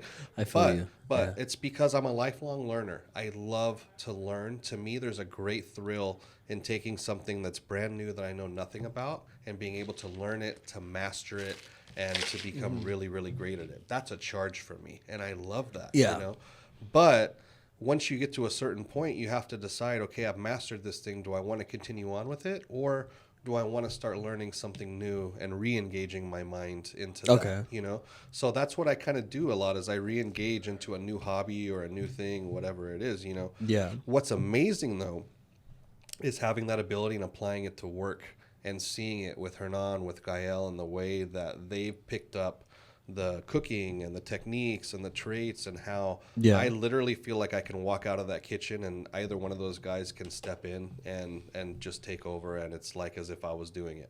Yeah. Sometimes when we're cooking, I'll be in the middle of the dish and he'll finish it or Hernan will be going and Gael will finish it. Like we all can work like that and we have this like symbiotic energy in there. And then with Amina there like supporting it all, it's just like bro, it's so hard to do it like day in and day out, but the challenge and the fun and just the trying to be consistent like that is what makes it engaging and what makes it like super fun for me. No, I definitely feel that though, because I know it's hard for me, right? Because my mom passed when I just graduated high school, right? Sorry to hear that. Thank you. It was like this is like a perfect analogy. I tell my dad, right? It's like the water was calm, right? And then after she passed, it was just, it's just been like a tsunami of shit, right? And I feel like the past like it's been like 3 years, yeah. I just been like survival mode, trying to figure shit out. You know what I mean? Because like my dad's going through it, is trying to figure out how to survive without his wife, right?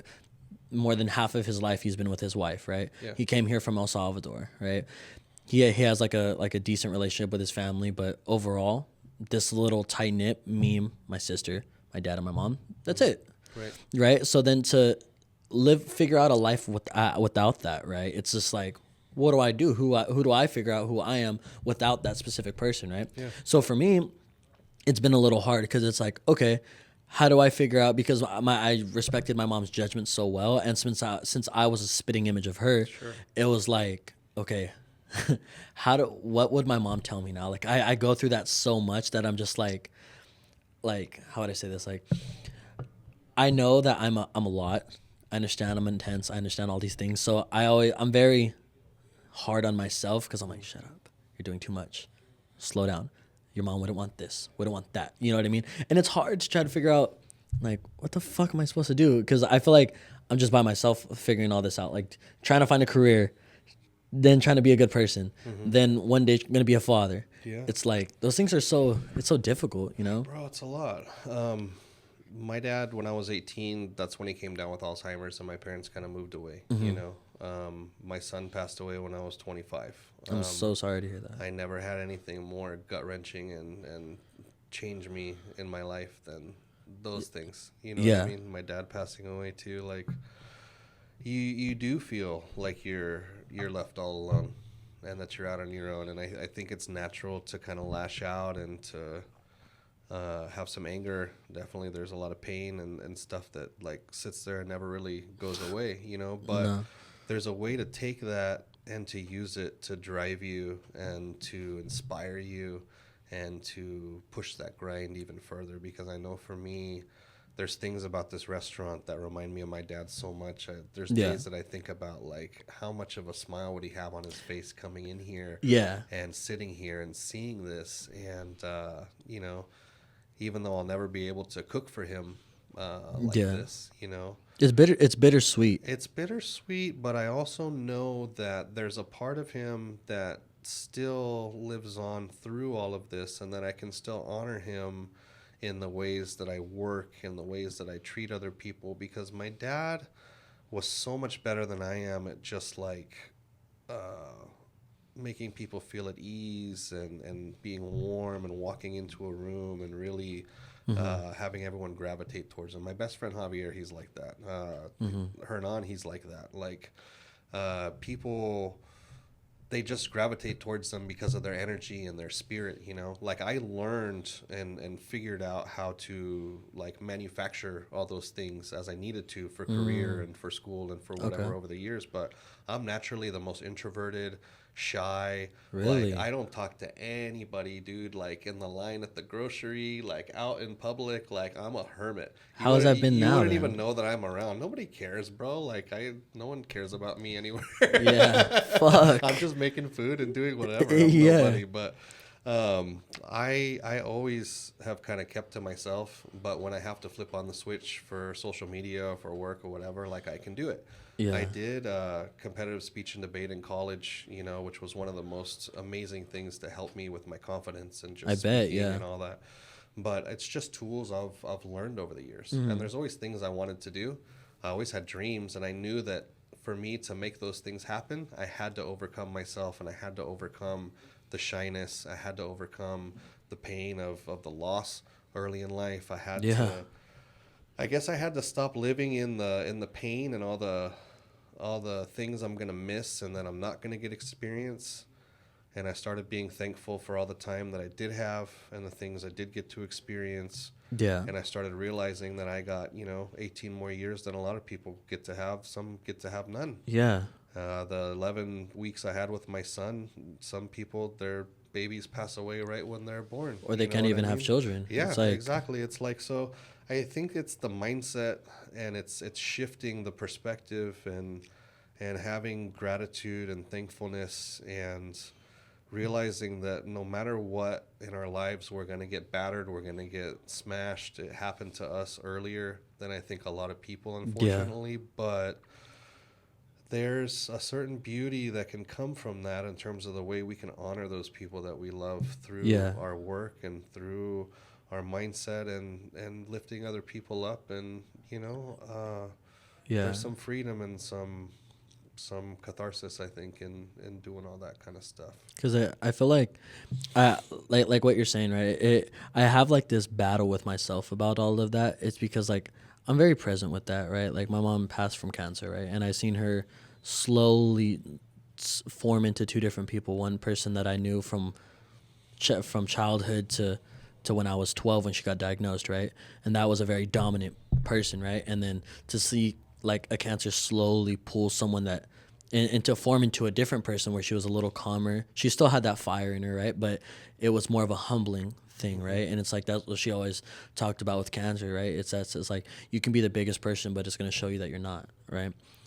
And to slowly watch her like drift away, it was hard, And then so when she passed, I felt really at ease, right? Yeah. That's kind of odd to say, right? But it was more like watching someone throw up all these things and go through all of these things, right? It's like and she was very religious, right? So I believe that she would be going to heaven, right? So I was like at peace knowing, okay, she's not suffering no more. She's not this, not that, right?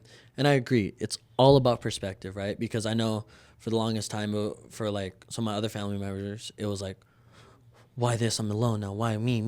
It's like, well, no, but you're not the one going through it, right? Like Right. they're the one that was actively going through all of these things, right? So for me, I'm at peace, right? That my mother passed, but it was also kind of hard because it's like me and her always talked about that. We knew she was not going to see me get married, not see me have a kid, right? Like not see all of these milestones for me, right? And it's really hard because it's like I know I never had any passions in my life before this, right? And it's bittersweet because it's like I know, like of course you could say I know my parents are watching, I know you're, but it's not the same. No. I know like and my mom lives through me because I'm a spitting image of her, right? So I could say the same, but it's like it's not the same as having your father go into that shop and you cooking the beef dip or Right. something for him like that, right? Of course. It's not the same, and Of course. it's hard because like I'm trying to be so like like, and that's something that's hard about my generation is that we're so hard on ourselves, right? Yeah. Like what we're talking about, like with the women and stuff like that. You have to be successful, you have to be six figures, you have to do this X Y Z, and it's like I'm only 22 years old. Like, just Right. slow down, slow fucking down. You know what I mean? So that's been something that actively I'm battling right now. Right. You know what I mean? Trying to learn. I'm falling in love with the process, right? But then it's like that doesn't stop my personal life where I need to be financially stable so I can have a house and then I can have a wife and then I can have kids. And it's like if you look at it in its entirety, it's a lot and it gets stressful. Yeah. But then I have to realize that I just started, bro. Like God willing, hopefully I have a long, fulfilling life. But it's like it's stressful, bro. Like Stop letting the system stress you out, dude. Be so worried about what the system wants you to do. Who freaking cares? Do what you need to do and what's right for you on your timeline. yeah, You don't have to have money in the house and all this stuff to get the wife and whatever. There's a certain kind of girl that is going to want all those kind of things, but we're all unique. I think more than anything, my message is like, we don't have to be this one thing that society conforms us all to be, and there's not one path to get there. yeah. We all have unique backgrounds. We all have unique experiences and strengths that give us different benefits to one another. You know what I mean? I feel like if for me, it's not necessarily like the timeline of like societal standard. It's more of along the lines of like being a provider, you know, because I've always seen that my dad was very, Okay. I never like, there was times when I was little that we didn't have money, but it was never like, I know we're broke. Yeah. My parents always figured out a way to have a meal every night. We always sat down at our table and we had dinner, right? It was a very traditional middle class family. So for me, it's like, okay, I need my parents set such a high family standard in that regard that I'm like, that's where I'm worried about. Where it's like, because my dad always told me, never have a kid before you can take care of yourself. How are you going to expect to take? Well, actually, no. He would say, don't get married until you can take care of yourself, because once you take that woman's hand, then it's not responsibility, but it is, call it what it is, right? You're taking her from her family, and now you are mine. It is my job to take care of you, right? And then on top of that, then have a house and provide that house for her, because a woman is what makes a house a home, right? That's what I believe anyways. Because like for my dad, I know that house slowly drifted away into just a house now. It's not necessarily that warm home, Right. you know? So for me, I'm like, okay, I need to provide this, right? And then on top of that, it's just a woman's natural mindset that eventually they want to have kids. It's a given, right? So with that, I have to make sure that I'm financially stable, I'm mentally stable enough to be not only a good husband, but then have to figure out how to be a father, right? Because I don't have kids yet, obviously, but it's just like, these are the things that are prevalent to me right now that I'm Yeah. like, people are like, oh, you're young, start off at, have a kid, start figuring it out at 25. It's like, no, I want to have kids young. I want to build this thing, right? Yeah. And it's not going to start until I figure it out, Right. you know? And it's hard because I don't have any, my sister's 28, right? But I don't have any other adult figures. I'm like, your father's perspective is your father's perspective, right? But then you have all different. That's why I like to get more adults on. Like, of course, I like to help out like my younger community, but there's a lot of different things that you could teach me and I could learn from you that I'm not going to learn from my father, from a friend, from a 22-year-old. It's like you have your pedigree's insane in just life, right? Yeah. So it's like if I can, and that's another reason I started this, right?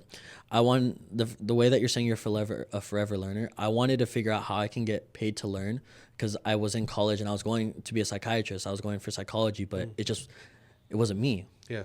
right? So, and Joe Rogan's one of my big, like, when it comes to all of this, right? I was like, he actively admits how much he doesn't know, right? And that's a beautiful thing to be aware that you don't know a lot, Right. you know? So for me, I was like, okay, if I do this correctly, right, I can get paid to learn, right? I can have this conversation. No one's ever going to take this conversation that I had away from me Right. with you, right? It's a beautiful thing if you look at it for what it is, right? So for me, I'm like, one day I can get paid to learn, and it's in a unique way if you look at it for what Sure. that's how I think of it. Like I'm eventually, I'm getting like decent, but like I can get paid to learn from this. You Right. know what I mean? So that's kind of how I started this, but. No, it's definitely is a battle, but that's where I come from, like Yeah. trying to figure out that with the pressure and stuff like I that. get that, bro. For me, it's never wanting to know that feeling of living on a friend's couch, Mm-hmm. of having to go through the drive-through with the money that I pulled from the couch to be able to eat that day. Yeah. I lived that and been that, and that for me is something I never want to feel, or that I want my daughter to feel. Um, and it's a lot of pressure, man, when you're responsible for 4 different families and making the bills and paying those checks every couple of weeks, because my Yeah. family's always at the bottom of that list at the end of the day. That's the way it goes when you're a leader and when you're in charge and whatever. Yeah. And for the people that don't, those are the businesses that Yeah. usually fail. You know what I mean? Yeah, and that's But I got a responsibility to these guys and their families, and yeah. that's heavy. That's a heavy burden. People don't You talk know? about that. I know it's not that they don't talk about it. It's just they simplify it more than like they. I was talking right. It's like the pressures of being a man are unreal, right? And I know the narrative that's being painted, like what we talked about earlier, right?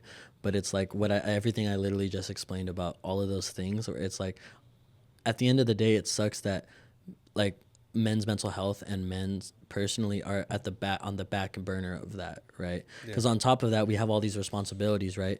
But on at the end of the day, we are still our own people, and that's something I've thankfully been trying to tell anyone that's around me is like to be a little more conscientious of your parents, because Right. I tell them, at what point did your dad stop becoming Jason, for example, and be just dad?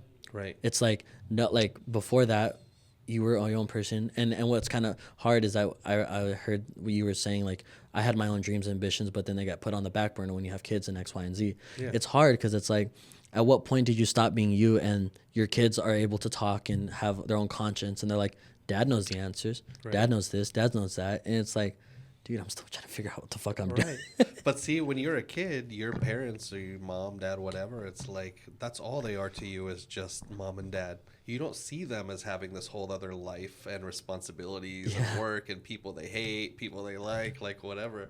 Because you get, I think, shielded from that to a degree Yeah. as a kid. At least I did, you know. And I know that my daughter probably sees more than she wants to. But I think it's like that. I think when you're a kid, you just kind of put your parents on that pedestal like that, and yeah, it is important. The older I get, and the more I parent, and the more situations I go through, the more I realize the crap my mom went through, and parents like dealing with me when I was a kid, you know, and I was no peach, and Yeah. you know, You and my I both. my problem was I was really great in school. I got great grades. I was really involved in stuff, but then I like to go out and party and you know get in trouble and whatever on the weekends. But my whole thing was like, well, I'm working, I'm taking care of business, my grades are good. Like, what can they really do just like, leave me to alone. punish me? Yeah, like, Yeah. leave me alone. Yeah. I always wanted to do things my own way and in my own way. You know, that's always been the double-edged sword for me. It's what has allowed me to I be feel you. creative and open doors and to do amazing things. But it's also what has cut me down and caused issues. And, you know, that can't go unchecked. There has to be Yeah. some checks and balances there. And that's what's kind of scary is this, that like my mom's taught me that a lot. It's like you're as big, and especially like with the cancer that showed me it too, is like as big as you are, life is gonna show you that you're not. You know, so I feel like I've always had to like mentally check myself before something bad happens, and then the world checks me, because sometimes Right. I feel like, okay, I'm going too fast. Not like metaphorically speaking in life, like I'm just doing. It's like, okay, slow down before something fucking happens to you. You know what I mean? Yeah. And I do agree. It is fucking hard, and this is a lot to put on to a 22-year-old. You know, when it's like, of course I party. You know what I mean? I literally was just partying on Friday, Yeah. right? But it's like, not to say it, but these are actively on my head 24/7. When other 22-year-olds is just, all right, I'm either going to college or I'm working. I got my girlfriend. I need to go to the gym today. Yeah. Like, I have some of my friends that are like, oh, I can't hang out today. I'm like, why, bro? They're like, I gotta hit the gym. Yeah. I'm like, bro, are you fucking kidding me? Like, one day of not gonna fucking kill But you, that's bro. your reality at that age. You know what I mean? For a No. lot of people. No, literally. But okay, I'm also kind of curious to wrap things up, right?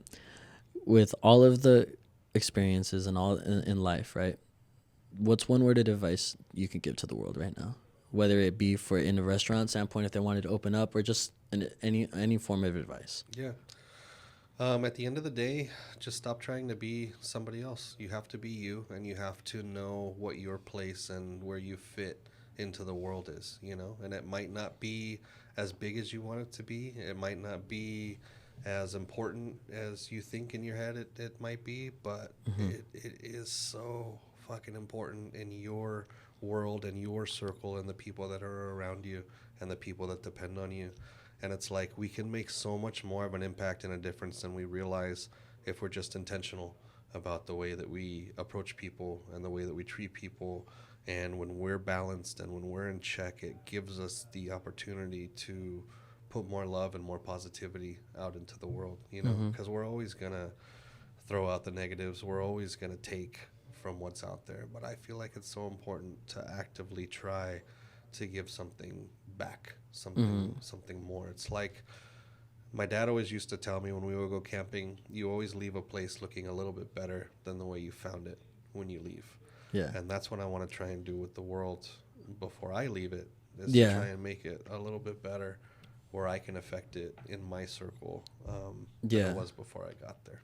You know? I love that. That's also why I'm doing this, right? And that's why it's called the Epiphany Podcast, right? It's because while someone's watching this, I want them to have an epiphany and hopefully get inspired to be the next Gordon Ramsay or the next owner or the next barber or whatever it is, right? Because here there's not a lot, right? And there's not a lot, like, for example, if you lived in Frisco growing up, there's so much you're exposed to. You're not exposed to a lot here besides being a farmer maybe, or a bit like a something. Maybe small business owner or online or socials or whatever something. With that, right? Yeah. But there's not a lot. So if I could showcase other people that have been through things, and like someone like yourself that has been through a lot of life, that has the wisdom, who knows what someone can be inspired or take away from this specific thing. Look, you bro, know, I'm just a broken person, bro. Like, I'm not anything special. I don't have any special pedigree, background, whatever. I'm just a broken person that's been beaten by life in a lot of different ways. And I decided I wanted to build this business. I built a legal business.